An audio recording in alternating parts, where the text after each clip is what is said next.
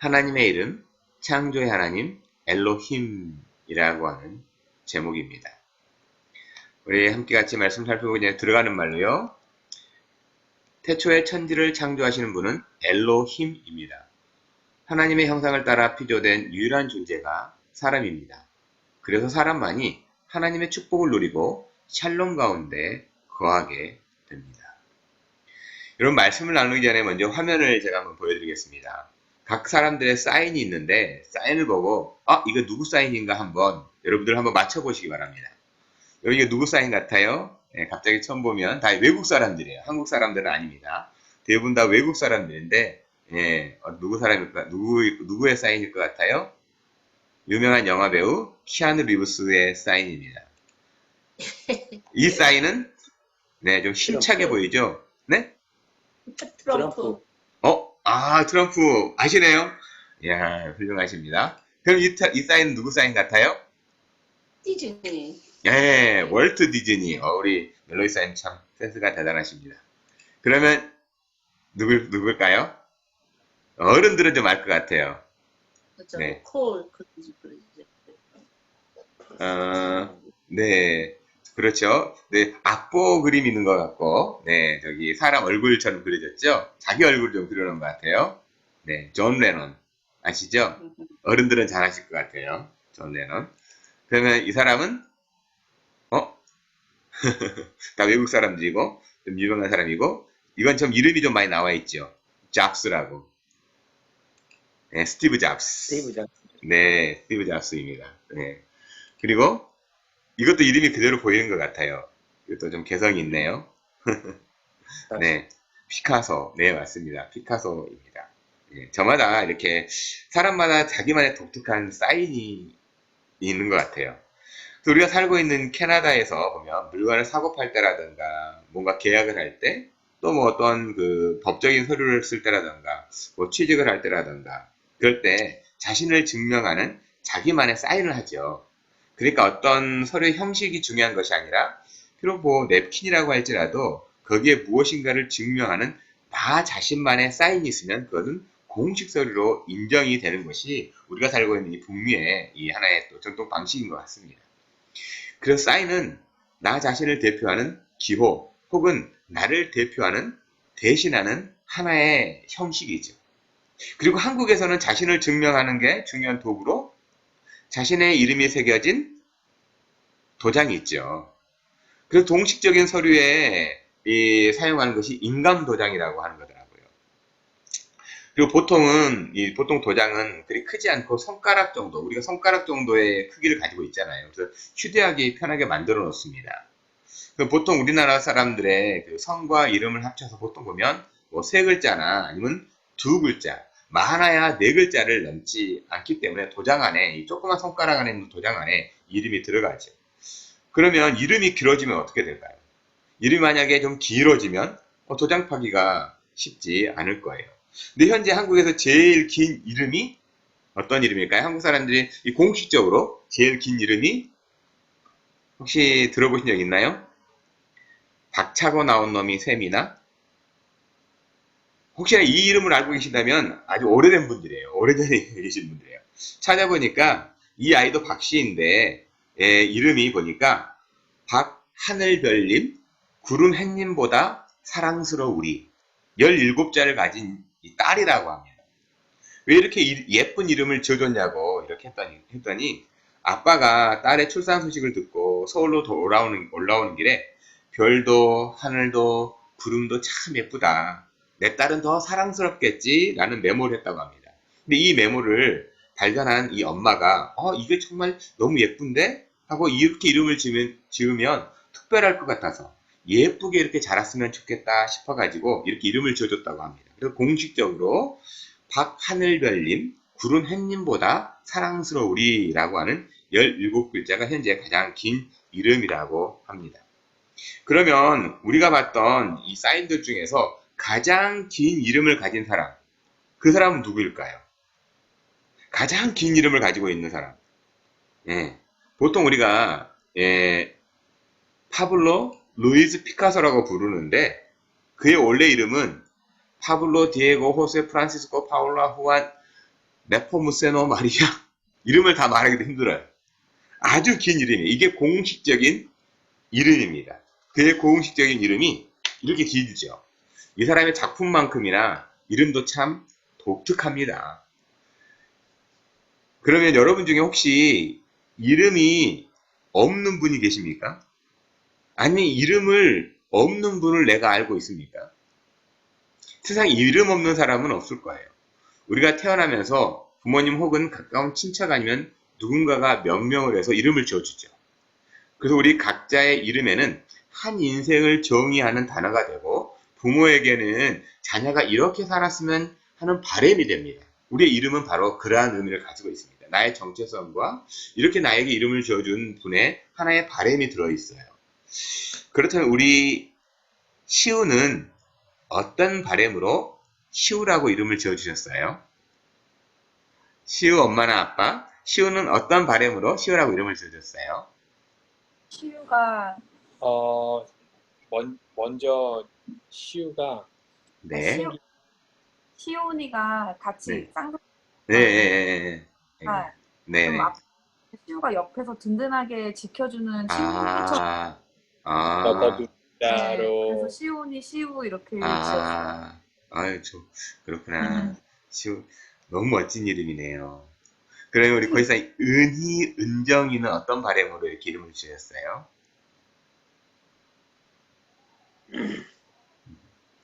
은혜 은자에다가 네, 밝을 자 네, 은혜가 밝게 빛나는 네. 그런 아유, 잘 네. 알아버렸어요. 아유, 참 멋진 이름이에요. 참 좋은 이름이야. 우리 은정이는요? 맑을 정. 은혜가 맑게. 네. 네. 참 이렇게, 이 이름대로 이렇게 참 이렇게 좋은 삶을 살고 있는 것 같아요. 우리 은희, 은정이. 또 시우도 마찬가지로. 우리는 이제 루하는 성령, 성령의 충만함. 우리 루야는 하나님을 향해서 하나님의 마음을 갖는 아이가 되라고 그렇게 이름을 줘줬는데 우리 자녀들이 우리의 바람대로 우리가 이름을 줘준 바람대로 저는 살 거라고 믿고 있고요. 그래서 기도하고 있습니다. 분명히 우리 자녀들이 우리 부모님들의 바람대로 그렇게 될 것을 저는 확신합니다. 여기 이 유명한 예화 중에 알렉산더 왕이 정복 전쟁을 할 때 한 병사가 큰 실수를 저질러 가지고 왕 앞에 끌려갔죠. 그때 이 병사가 머리를 숙인 채 발발발 떨고 있었습니다. 그래서 알렉산더 대왕이 이렇게 묻습니다. 네 이름이 무엇이냐고. 그때 기어가 들어가는 소리로 알렉산더입니다. 그 말을 들은 이 왕이 병사에게 이 알렉산더라는 이름으로 불리려면 이름에 걸맞게 행동을 하든지 아니면 자네 이름을 바꾸라고 했던 유명한 그 이야기가 있잖아요. 그러니까 이 이름에는 나는 누구인가에 대한 정체성이 담겨 있다고 하는 의미일 거예요. 그래서 우리도 우리 각자 자신의 이름에 담겨 있는 그 의미답게 삶을 살아냈으면 좋겠고 또 그렇게 살아낼 거라고 저는 확신하고 축복을 합니다. 앞으로 우리는 그래서 매월 첫 주는요, 성경에 등장하는 하나님의 이름에 대해서 함께 알아보기 원합니다. 하나님은 어떤 분인가를 깊이 그래서 연구하기를 원해요. 그래서 성경 속에 등장하는 하나님의 이름이 하나가 아니에요. 굉장히 다양할 뿐만 아니라 여러 개의 이름으로 등장을 합니다. 그럼 왜 성경 안에서는 하나님의 이름이 다양하고 여러 등장을 할까요? 다는 알 수 없어요. 하지만 우주보다 넓으신 하나님을 단 하나의 속성 혹은 단 하나의 캐릭터로 우리 인간의 속에 설명하기에는 너무 부족하기 때문일 거라고 제가 생각합니다. 그래서 최소한 성경 안에 등장하는 하나님의 이름만이라도 이해한다면 과연 하나님은 어떤 분이신가에 대해 아주 조금이나마 이해하고 하나님의 마음을 살짝이라도 엿볼 수 있지 않을까라는 이러한 작은 소망을 가지고 우리 모두 하나님의 이름을 좀 알아보기를 원해요. 뿐만 아니라 하나님의 이름을 통해서 지금 나와 어떻게 소통하고 계시는 하나님인가를 이해하고 받아들임으로 우린 교회가 되고 또한 오직 의지할 분은 하나님이심을 알고 체험하기 때문에 하나님의 이름을 아는 것은 참 중요합니다. 이름도 모르고 교제할 수 없잖아요. 이름의 의미를 알지도 못하고 어떻게 우리는 교제할 수가 있겠어요. 그래서 하나님의 이름을 안다는 건 참 소중합니다. 그래서 하나님을 삶 속에서 깊이 체험했던 다윗은 시편 9편 10절에서 이렇게 얘기하더라고요. 한번 같이 읽어볼까요? 같이 읽겠습니다. 여호와여 주의 이름을 아는 자는 주를 의지하오리니 이는 주를 찾는 자들을 버리지 아니하심이니이다. 이렇게 찬양을 하고 이렇게 고백을 하더라고요. 주의 이름을 아는 자는 주를 의지한다. 그런 의미에서 내가 믿는 하나님은 누구인지 어떠한 분인지를 또 그분이 이름을 안다는 것을 그렇게 이름을 알았을 때 우리는 그거를 하나님을 경험하게 되고 또한 의지하게 되는 것. 그리고 그것이 신앙의 근본 중에 근본이라고 할 수 있을 겁니다. 그래서 성경에서 제일 처음 등장하는 하나님의 이름이 창세기 1장 1절 우리가 읽었던 거기 나온 바로 엘로힘이에요. 엘로힘. 이 천지를 창조하신 이 엘로힘 하나님. 근데 이 엘로힘이라고 하는 말은 원래 단순히 이 엘로아 혹은 엘이라고 하는 장엄 복수형이라고도 하고 히브리어의 특징상 셋 이상의 복수형을 가리킬 때 엘로힘이라고 말합니다. 그리고 이 엘로아나 엘은요 어떤 의미를 가지고 있냐면 강한 혹은 능력 있는 존재라는 뜻을 가지고 있습니다.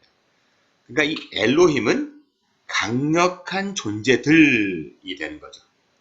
그리고 하나님을 뜻하는 엘이라는 단어가 히브리 성경에는 한 200여 배가 등장하지만 복수형의 엘로힘은 그것보다 10배 이상이 많은 2500여 회 이상 아주 자주 등장을 합니다.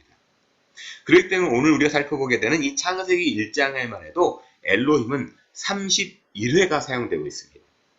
우리가 가진 그래서 이성과 감성 그리고 지성을 초월하신 이 강력한 하나님들이라는 것을 깨닫게 되는 거죠. 하나님들. 우리말에는 하나님은 하나잖아요. 하나. 그런데 하나님들 좀 뭔가 좀 이렇게 말이 맞지 않는 것 같은데 이 엘로힘이 그런 강력한 하나님들이라는 뜻을 가지고 있습니다. 그래서 성경의 문을 열면서 제일 먼저 등장하는 1절에서 강력한 하나님을 엘로힘이라고 이건 선언을 합니다. 그러면 이 강력한 존재들이라는 의미의 엘로힘을 통해서 우리가 하나님을 더욱 친밀하게 깨닫고 나의 삶에 어떤 관계가 있는 하나님인지 몇 가지로 살펴보곤 합니다. 먼저 이 엘로힘은요. 만물의 질서를 세우신 하나님이라는 겁니다. 만물의 질서를 세우신 하나님.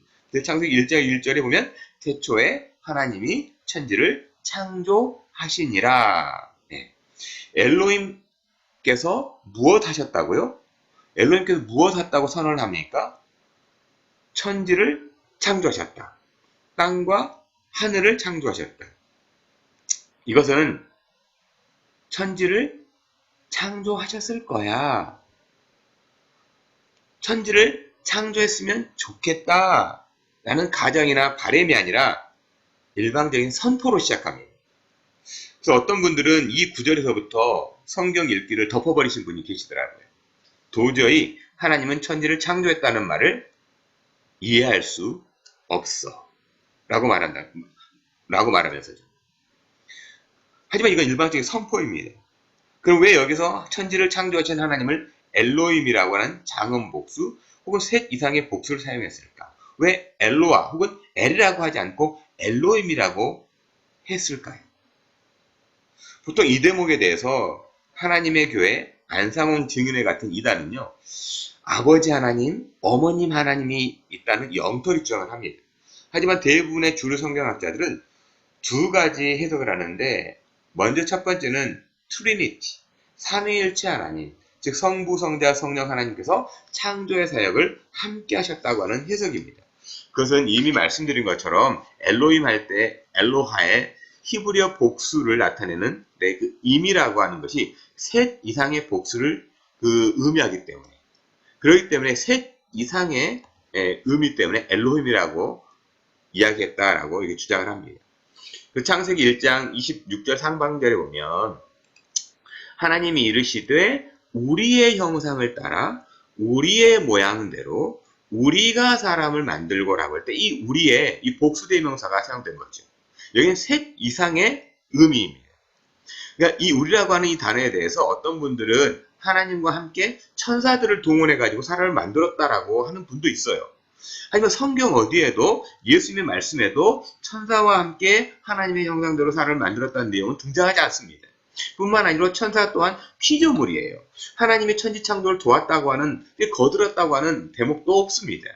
즉 천지를 창조하신 분도 사람을 빚으신 분도 천사를 만드신 분도 삼위일체 하나님의 사역이 천지창조의 근원이라고 하는 분명한 해석이죠. 또 다른 하나의 해석은요, 이미 말씀드린 것처럼 히브리의 특징 중에 복성은 종종 위엄이라든가 초월적인 능력을 나타내기 위해 사용되기 때문에 초자연적이고 장엄한 존재에 대해서 엘 또는 엘로하의 복수인 엘로힘이라고 하는 주장입니다. 이 부분에 대해 성경은 일관성 있게 창조의 역사는 오로지 하나님의 능력과 지혜로 이루어졌다고 증거를 합니다. 특히 구약 성경에 아주 능통했던 바울 사도는 로마서 1장 20절에서 창세로부터 그에 보이지 아니하는 것들 곧 그의 능력, 영원하신 능력과 신성이 그가 만드신 만물에 분명히 보여 알려졌나니 그러므로 그들이 핑계할지 못할지니라. 이렇게 이야기를 합니다. 분명히 하나님이 그의 능력과 신성 가운데서 만물을 만드셨다. 우리 인간을 만드셨다. 그래서 하나님을 하나님을 알지 못한다라고 나는 말할 수 없다라는 거죠. 앞으로 35년 후요. 앞으로 35년이면 2045년이죠. 이 정도가 되면 우리가 사는 세상에 특이점이 오는 상황이 발생할 것이라고 과학자들은 예견합니다.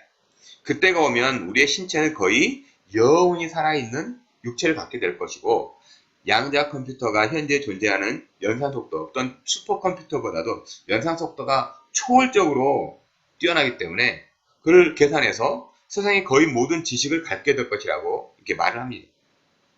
그럼에도 말입니다. 아무리 비약적인 과학과 기술이 발전한다고 해도 우리는 여전히 창조된 세계 한 부분에서 살고 있는 존재일 뿐이죠. 여전히 대부분은 미스터리로 남아 있을 겁니다. 우리 은하에 별이 1000억 개가 있어요. 천체과학자들이 이렇게 얘기합니다. 근데 우리 은하와 같은 또 은하가 1000억 개가 있다고 천체 물리학자들이 이야기합니다. 그래서 어디엔가 우리와 같은 생명체가 살고 있지 않을까 연구합니다. 저는 이 연구하는 것에 대해서 굉장히 중요하다고 생각을 해요. 하지만 그럼에도 현재 내가 지금 이 자리에 존재하고 있다는 사실과 수많은 사람들이 각자의 인생을 살고 있다는 그 사실 하나만으로도 저는 깜짝깜짝 놀라게 됩니다. 물론 우리 은하, 넘어서 수많은 은하 가운데 생명체가 존재하는 것, 특별히 그 생명체들이 발전해서 우리 인간들처럼, 아니 우리보다 더 뛰어난 인간들이 있다고 하는 걸 발견하는 것도 중요하지만 저는 무엇보다도 제가 현재 이 자리에 있다는 것이 정말 깜짝깜짝 놀라게 됩니다. 거기에는 넓게는 광활한 우주와 좁게는 원자를 이루고 있는 양성자, 중성자, 전자, 그리고 각자 더 작게는 소립자, 쿼크의 영역이 이기까지 우리가 안다고 말하지만 더 많은 미지의 영역이 남겨 있음을 인정할 수가 없기 때문에 그렇습니다. 인정하지 않을 수가 없어요. 그래서 여전히 미지의 세계를 만드신 창조주께 찬양과 경배를 하지 않을 수가 없습니다. 그래서 우리가 하나님의 창조 세계를 알면 알수록 하나님을 알고 창조 속에서 드러나는 하나님의 마음을 더욱더 알게 되죠. 창조의 세계를 알아가면 알아갈수록 또 이 세상에 있는 신비를 알아가면 알아갈수록 하나님의 마음을 조금이나마 더 알게 됩니다. 그 사람은 웅장함 앞에, 그 장엄함 앞에 무릎을 꿇고 노래하게 되는데 사람의 생각과 이성을 초월한 존재 앞에서 우리가 할 수 있는 것이 바로 찬양과 경배, 그 외에 무엇이 있겠습니까? 종종 이러한 이야기를 하잖아요. 이러한 조건을 합니다. 사람의 기술이 그렇게 특이점을 넘어서서 이제는 흙으로 우리와 같은 사람을 만들 수 있는 그러한 기술과 능력을 가진 세대가 올 때가 있을 거다. 그때가 되면 이제 사람들은 하나님 앞에 가서 누가 더 사람을 잘 만드는지 한번 하나님과 내기를 해보자. 그러한 이 농담 있잖아요. 그랬을 때 하나님께서 뭐라고 말씀하실까요? 그렇게 이제 사람이 흙을 가지고서 사람을 빚을 수 있는 그러한 능력과 기술을 가지고 이제 하나님 앞에 가서 이제 하나님, 당신도 사람으로 흙을 빚으셨는데, 흙으로 사람을 빚으셨는데, 이제 누가 더 잘 만드는지 한번 내기를 해볼까요? 그래서 하나님이 뭐라고 하실까요? 네 흙 갖고 해. 라는 그런 족구 있잖아요. 아직까지 사람은 모두가 다 할 수 있는 것 같지만 여전히 부족하다. 여전히 미약한 존재일 뿐이다 라고 하는 그런 족구들이 있습니다. 그래서 하나님의 장엄함이 얼마나 놀라운지 하나님의 나라를 묘사하고 있는 요한계시록 4장 11절에서 24장로들이 경배하면서 이렇게 얘기합니다. 우리 주 하나님이여 영광과 존귀와 권능을 받으신 것이 합당하오니 주께서 만물을 지으신지라 만물이 주의 뜻대로 있고 또 지으심을 받았나이다 하더라. 하나님은 왜 경배받으시기 합당하다고 찬양합니까? 만물을 지으신지라. 창세기 1장 1절의 선포처럼 만물을 창조하신 엘로힘 하나님이시기 때문에 그분은 당연히 영광과 존귀와 권능을 받으시기에 합당하다라는 겁니다. 그렇다면 엘로힘의 하나님께서 만물을 혹은 천지를 창조하셨다고 하는데 이 창조의 가장 중요한 속성은 뭘까요? 창조의 가장 중요한 속성은 창세기 1장을 천천히 살펴보면 하나님의 창조는 짐승을 만들고 또 바다를 만들고 하늘을 만들고 별을 만들고 그렇게 만든 것이 아니라 첫째 날, 둘째 날 하면서 창조하신 피조물 안에 질서를 만드셨다는 걸 볼 수 있습니다. 마치 가장 작은 원자 안에 이 양성자, 중성자, 전자가 조화롭게 질서를 이루고 있는 것처럼 광활한 우주가 무질서한 것처럼 보이지만 철저히 일정한 규칙을 따라서 질서 정연하게 움직이고 있는 것처럼 창조 세계인 넓게는 우주와 작게는 소립자의 세계를 보면 볼수록 우리는 하나님의 질서를 엿볼 수가 있다는 거죠. 이렇게 만물을 질서 가운데 두신 하나님은 과연 우리와 어떤 관계가 있냐는 거예요. 하나님은 우리와 어떤 관계가 있을까요? 그 만물을 창조하시며 질서를 창조하신 하나님은 우리와는 어떤 관계가 있을까요? 두 번째, 엘로힘, 사람을 지으신 하나님이라는 겁니다. 그래서 1장 26절에 보면 한번 같이 읽도록 할까요? 1장 26절 하나님이 이르시되 우리의 형상을 따라 우리의 모양대로 우리가 사람을 만들고 그들고 바다의 물고기와 하늘의 새와 가축과 온 땅과 땅에 기는 모든 것을 다스리게 하자 하시고 창세기 1장은 시간과 공간의 창조를 말씀하지만 또한 그 안에 우리가 살고 있는 지구를 만드신 엘로힘의 사역이 기록되어 있습니다. 그리고 그 기록은 말씀드린 것처럼 첫째 날 빛과 어둠을 나누시고 둘째 날 궁창을 만드시고 스페이스죠. 셋째 날은 땅과 바다와 나무와 채소를 창조하셨습니다. 그리고 제6일에는 가축과 짐승을 만드신 하나님께서 전 우주적인 사역의 가장 마지막 창조의 절정, 클라이막스로서 사람을 만드셨다는 것을 26절에서 이렇게 말씀합니다. 근데 온 우주를 지으신 엘로힘 하나님께서 사람을 만들 때만큼은 아주 독특한 표현이 기록되어 있습니다. 그것이 바로 어떤 표현이냐면 우리의 형상을 따라 우리의 모양대로 27절에서는 하나님이 자기의 영상, 하나님의 형상이라고 말합니다. 즉 엘로힘의 이미지를 따라서 우리를 만드셨다라는 거예요. 그러니까 이미 사람 안에는 강력한 하나님의 성품이 담겨 있고 또한 하나님의 모양이 담겨 있다는 것이 특징입니다. 그래서 하나님을 보고 싶어요? 하나님을 이렇게 만나고 싶어요? 저와 여러분 안에 하나님의 형상이, 하나님의 모양이 들어있다는 거죠. 여기 어떤 분들은 진화론이냐, 창조론이냐, 혹은 어떤 지적 설계자에 의해 창조됐느냐 하는 다양한 이론들이 있지만 한 인격체로서의 하나님은 사람에 대한 존재를 물질 혹은 어떤 기계적인 목적을 위해서 만들었다, 창조했다라기보다는 관계하는 존재, 너와 나와의 관계하는 존재로 만들었음을 이야기하는 겁니다. 그래서 성경 속에서 시편 기자는 사람이 얼마나 존귀한지 시편 8편 5절에서는 이렇게 얘기합니다. 그를 하나님보다 조금 못하게 하시고 영화와 존귀로 관을 씌우셨나이다. 좀 오래된 성경은 천사보다라고 말하는데 천사보다가 아니에요. 원래는 하나님보다, 우리 인간을 하나님보다 조금 못하게 하셨다라고 말합니다. 그러면서 우리가 얼마나 귀한지 하나님 우리에게 영화와 존귀로 관을 씌워주셨다는 거예요. 그래서 저와 여러분은 엘로힘께서 빚으신 최고의 걸작품이에요. 하나님을 닮은 인간입니다. 저와 여러분들. 그래서 저희 여러분들은 소중하고 값지고 아름다운 능력 있는 존재입니다. 그렇다면 사람만큼 신비롭고 중요한 존재가 어디 있겠습니까? 그렇기 때문에 어떤 사회나 체제가 되었든 사람을 수단이나 도구화할 수 없는 절대적인 존재가 바로 사람이죠. 유명한 크리스찬 작가인 이 필립 얀시와 함께 나를 창조하신 하나님의 손길이라고 하는 책을 기록한 이 폴 브랜드라고 하는 세계적인 손 수술의 전문 외과 의사이자 나병 전문가는 자신이 의사로서 처음 살아있는 세포를 관찰했을 때 그 감동을 이렇게 겪고 있습니다. 살아있는 세포의 존재야말로 지상의 최대의 경이 중에 하나가 되어야 마땅하다. 살아있는 이 세포의 존재야말로 지상의 최대의 경이 중에 하나가 되어야 마땅하다. 그러면서 그의 책에서 사람들이 진정한 생명의 경위를 깨닫는다면 우리는 깨어있는 하루 종일 이 세포의 비밀을 경탄하며 말해도 부족할 것이다. 라고 말하면서 이렇게 얘기합니다. 나는 내 생애 중에 누구라도 이 세포의 신비를 설명하는 데 성공한다면 나는 공중 광고문을 쓰는 여러 비행기를 전세내어 하늘 높이 나르며 내 돈이 바닥날 때까지 온 하늘에 감탄부호를 연달아 그리게 할 것이다. 라고 이렇게 이야기합니다.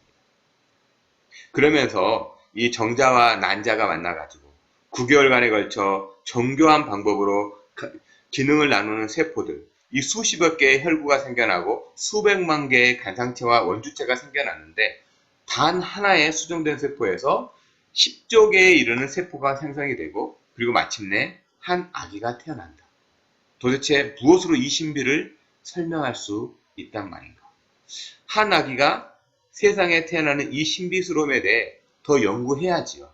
하지만 사람이 이 연구 이전에 먼저 시편 139편 14절의 말씀처럼 내가 주께 감사함은 나를 지으심이 심히 기묘하심이라 주께서 하시는 일이 기함을 내 영혼이 잘 아나이다.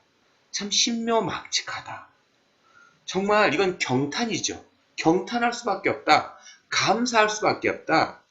물론 연구도 중요하지만 우리는 먼저 감탄과 감사가 먼저라는 겁니다. 생명의 신비를 알면 알수록 경탄과 감사할 수밖에 없다는 거죠. 분명히 우리의 피지컬한 육체의 탄생도 이처럼 놀라운데 그러면 우리의 영혼은 또 얼마나 신비스럽습니까? 그래서 누군가는 우리의 영혼을 이렇게 표현하더라고요. 인간의 영혼이야말로 하나님의 인격과 품성이 깃들어 있는 존재의 지성소이다. 우리의 영혼이야말로 하나님의 인격과 품성이 들어있는 존재의 지성소라는 거죠. 그렇기 때문에 인간의 고유한 특징이 엘로힘 하나님처럼 인격을 가진 존재라는 거예요. 그렇기 때문에 알고 깨닫고 느끼고 판단하면서 통찰하는 존재, 사랑할 수 있고 뭔가를 만드는 존재, 이게 사람이죠. 그 사람은 하나님의 특별한 교제의 대상이 되고 사랑의 대상이 되면서 사람답게 살아가는 엘로힘의 하나님의 기대를 이루는 존재였다는 겁니다. 사람은 그러한 존재였습니다. 하지만 잘 아시는 것처럼 하나님은 완전한 연합, 온전한 관계를 이루는 존재에서 사람은 하나님을 떠나고 심지어 없다고 부정하는 존재가 또한 사람이 되어버렸습니다. 왜 그렇게 되었을까요? 우리 안의 죄성, 그 달콤한 유혹 앞에서 하나님을 잃어버렸기 때문이죠. 즉 하나님과의 관계가 파탄이 나버렸습니다. 하나님의 형상을 지닌 존재이지만 사람으로 살아가는 것이 아니라 어둠의 자식, 사단의 종이 되었다고 성경은 말씀합니다. 그러면 사람은 다시 하나님의 형상을 지닌 존재, 태초에 지음받은 존재로서 삼위일체 하나님과 완전한 교제를 누릴 수가 있을까요? 사람의 노력, 사람의 의지로는 이룰 수가 없기 때문에 이 땅에 예수님께서 사람의 몸을 입고 오셔서 십자가로 다시 회복의 길을 열어 놓으신 겁니다. 이 놀라움을 깨달았던 바울사들은 고린도서 1장 9절에서 너희를 불러 그의 아들 예수 그리스도와 그의 아들 예수 그리스도와도 우리 주와 더불어 교제케 하시는 하나님은 미쁘시도다. 예수님이 이 땅에 오셔서 십자가를 통해 우리를 구원하신 목적이 분명한 거예요. 너희를 불러 그의 아들 예수 그리스도, 우리 주와 더불어 교제하도록 하시는 하나님은 신실하신 분입니다. 하나님의 구원의 목적이 분명하죠. 우리를 다시 엘로힘 하나님과 교제하는 회복을 위해서 성자 예수님께서 십자가에 달리셨다는 거죠.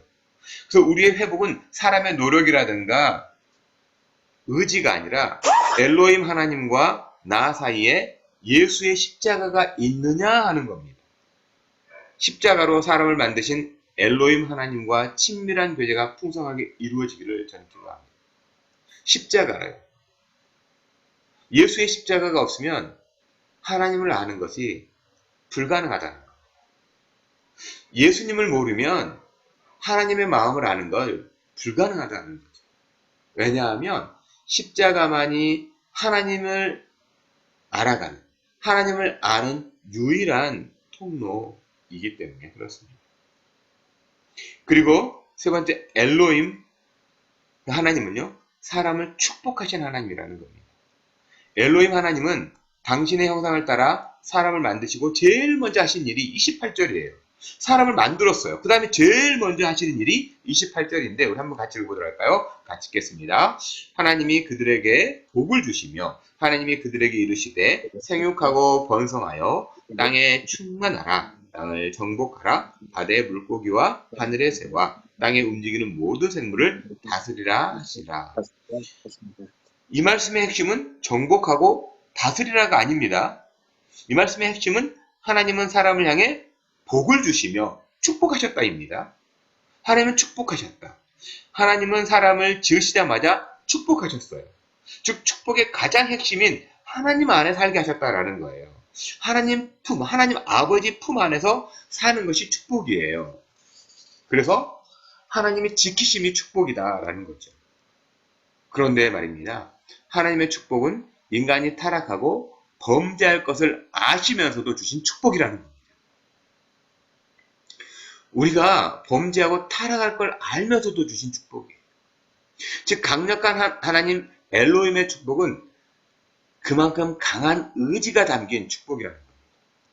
그래서 하나님의 축복은 우리의 조건이나 상태를 떠나 인간에게 주신 하나님의 의지예요. 우리가 받는 하나님의 축복은 하나님의 의지라는 겁니다. 그래서 하나님께서 주시는 축복의 의지는 변하지가 않습니다. 단지 하나님의 백성이 범죄할 때 하나님의 징계가 있을 뿐이에요. 이것을 에레미야가 3장 33절에서 이렇게 얘기합니다.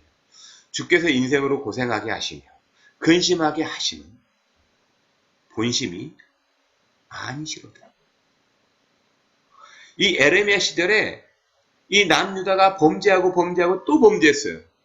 그래서 이제는 이 남유다가 멸망하게 될 거예요. 이제는 고생이 극심하게 될 겁니다. 나라도 잃었어요. 다른 땅으로 쫓겨가서 자기 살던 고향에서 붙잡혀가서 다른 이방 땅에서 살아가야 합니다. 하나님을 알지 못하고 살아가야 하는 그 고생이 있습니다. 하지만 그 고생과 근심이 하나님의 본심이 아니라는 거예요. 말 안 듣고 범죄한 인생을 향해 고생하고 근심을 주신 것이 여러분들 맛 좀 봐라. 이놈들 정말 진작 말 들고 아유 꼬셔라. 이 징계 목적이 이게 아니에요. 하나님은 축복이 목적이라고 하는 겁니다. 그래서 성경 속에서 하나님은 사람들이 하나님 옆에 나와 돌이킬 때마다 다시 회복시켜 주시는 이야기로 가득가득하지 않습니까? 대표적인 내용이 구약의 사사기 아닐까요? 하나님의 백성으로 살기 위해 가나안 땅으로 인도했지만 거기에서 세상을 따라가는 이스라엘 백성들을 향해 안타까워서 하나님은 징계하십니다. 그리고 그들의 부르짖음에 귀를 기울이시죠. 다시 그래서 들어주십니다. 다시 들어주세요. 또 다시 들어주십니다. 또 다시 들어주시면서 사사를 최소한 12명을 세워주지 않습니까? 물론 그럼에도 불구하고 결국 하나님을 떠난 이스라엘은 멸망의 길을 걷게 되지만 하나님의 마음은 언제나 축복하기 원하신다는 것. 이 에레미야 선지자는 하나님의 마음을 대언하지 않습니까? 또 성경은 그렇게 증거하지 않습니까? 그런 의미에서 사람의 변화는 비판하거나 징계한다고 해서 변화되는 것이 아닌 것 같습니다. 오히려 이렇게 하나님의 그 강력한 의지처럼 축복할 때 사람이 변한다는 것을 우리는 성경을 통해서 그리고 세상 속에서의 삶을 통해서 교훈을 받습니다. 그것이 엘로힘 하나님의 마음이기 때문입니다. 그렇다면 우리는 어떻게 축복으로 한 인격의 변화를 경험할 수가 있을까요? 먼저는 내가 축복의 통로가 되어야 합니다. 비난하던 그 입술에서 그 상황이나 사람을 그대로 인정하는 긍정의 능력이죠. 이것은 좋은 게 좋은 것이라고 하는 한때 선풍적인 인기를 끌었던 긍정의 힘과는 무관합니다. 이 긍정의 능력이라는 것이 파지티브 띵킹 그게 아닙니다. 현실을 그대로 직시하고 그 안에서 역사하시는 또한 역사하실 하나님을 인정한다는 겁니다. 근데 이것이 쉽지는 않습니다. 그래서 우리에게 주신 은혜가 회개더라고요. 회개. 단순히 잘못했어요.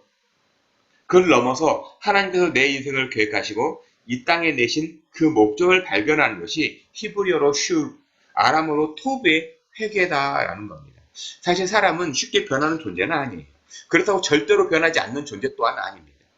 성령이 임하시면 그 폭발적인 성령님이 내 안에 계시면 삶의 방향이 죽음에서 생명으로 옮길 뿐만 아니라 이 산을 들어 저 바다에 던지는 능력이 임하게 될 거라고 성경은 그렇게 얘기하고 있고, 또한 이 세상의 모든 역사는 이러한 능력 가운데서 이루어진 역사다라는 겁니다. 사람이 변하는 건 쉽지 않죠. 하지만 또한 절대로 변하지 않는 존재는 아니라고 합니다. 이거 기억했으면 좋겠습니다. 지금으로부터 35년 전이에요. 아까 35년 후를 얘기했는데 35년 전에 실제로 있었던 내용이라고 합니다. 1995년 10월에 미 해군과 캐나다 뉴펀들랜드 연안 항해국 사이에 있었던 이 교신의 내용이라고 해요. 바로 이 내용입니다. 미 함대가 이렇게 얘기합니다. 캐나다 이 뉴펀들랜드 연안 항해국에 충돌을 피하기 위해 당신의 항로를 북쪽으로 15도 돌리시오. 그랬더니 캐나다 항공기에서는 충돌을 피하기 위해 당신들이 남쪽으로 15도 돌릴 것을 추천합니다. 그랬더니 미 함대가 이 배는 미국 해군 함선의 기함이요. 다시 말하건대 당신의 항로를 돌리시오. 그랬더니 캐나다 항해국이 아니요. 다시 말하지만 당신들 쪽이 항로를 바꾸시오. 그랬더니 미 함대에서 이 배는 항공모함 USS 링컨이고 미 대서양 함대 내에서 두 번째로 가장 큰 배이며 우리는 세 척의 구축함과 세 척의 순양함 그리고 수없이 많은 지원함들을 동반하고 있어. 나는 당신이 당신의 침로를 북쪽으로 15도 변경할 것을 요구하건대 당로를 15도 북쪽으로 바꾸지 않으면 배 안전을 위해 대응 작전을 수행할 것이오. 그랬더니 이 엄포를 들은 캐나다 항해국이 이쪽은 등대요. 귀하의 판단대로 하시오. 이렇게 예화처럼요. 회개는 다른 사람을 향해 요구하는 것이 아니에요. 먼저 내가 방향을 바꾸는 거죠. 그러기 위해 내 스스로 바꿀 능력이 없음을 인정할 때, 긍정할 때 엘로힘 하나님의 강력함이 내 이성과 지성과 의지 가운데 임해야 새로운 피조물로서의 삶을 살아내게 된다라는 겁니다.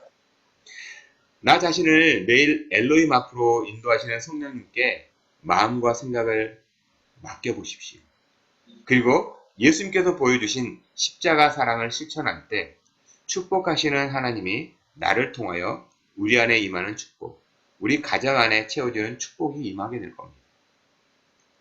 나를 만드시고 축복하시고 다시 회복시키신 우리 주님으로 풍성한 한 주가 되기를 저는 간절히 소망합니다.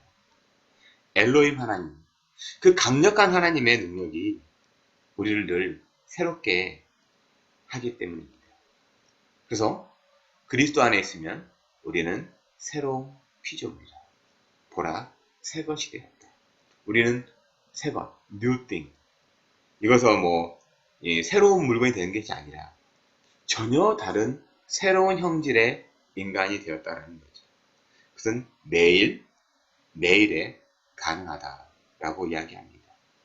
이 엘로힘의 하나님, 이 강력한 하나님이 저와 여러분의 삶을 붙들고 계심을, 또한 나를 만들어 주셨음을 여러분 확신하시고 한 주간도 저 여러분을 바라보며 아내는 남편을, 남편은 아내를, 또 우리 자녀들을 바라보고 친구를 바라보면서 그 안에 있는 엘로힘의 하나님을 발견하고 참 귀하다라고 축복하는 저와 여러분들 되기를 주님의 이름으로 간절히 소망하고 축복합니다.